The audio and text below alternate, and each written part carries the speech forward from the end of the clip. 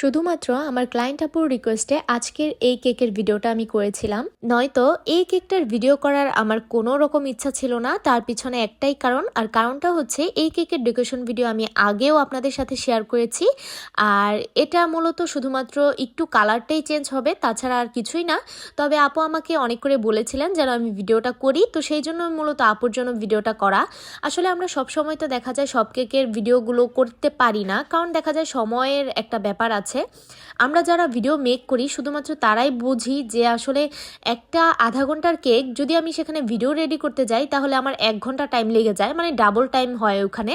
তো দেখা যায় সব সময় সব কেকের ভিডিও আমরা করতে পারি না। আবার কিছু কিছু দেখা যায় যে নিজেদের ইচ্ছায়, যেমন ধরেন এই কেকটার ভিডিও আমি আগেও শেয়ার করেছি, এটা যখন নেক্সট টাইম অর্ডার আসে তখন তো আমরা নিজেরাই আর করি না, যে দেখা জিনিস বারবার তো দেখিয়ে লাভ নেই, তাই না?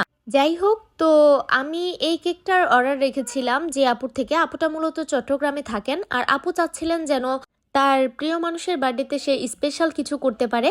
তো সেই জন্যই মূলত আপু আমাদের পেজে এই কেকের অর্ডারটা দেন।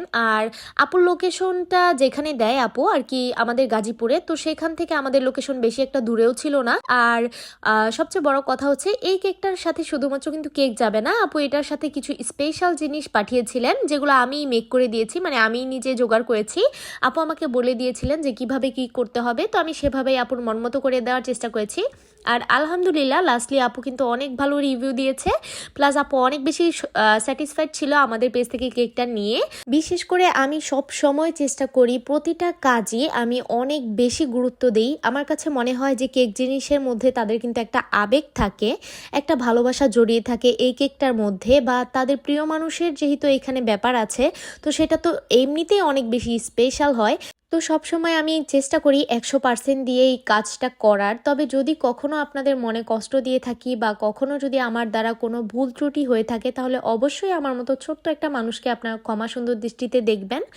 আর এই যে দেখতেই পাচ্ছেন কথা বলতে বলতে আজকের এই কেকের জন্য আমি একটা অনেক সুন্দর কালার চুজ করেছিলাম।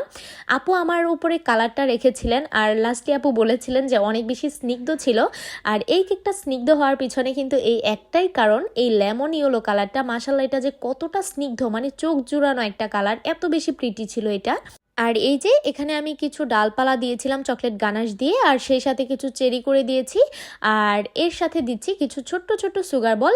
আর এই তো কমপ্লিট হয়ে গেল আমার কেকটা। এখন আমি আপনাদেরকে দেখাবো আমার ক্লায়েন্ট আপু আসলে কি স্পেশাল জিনিস আমার দ্বারা সেই ভাইয়াকে পাঠিয়েছিলেন। তো দেখতেই পাচ্ছেন এখানে আপু কিছু রোজ দিতে বলেছিলেন, আমি এখানে ফ্রেশ 2টা গোলাপ নিয়ে এসেছিলাম, একদম তাজা।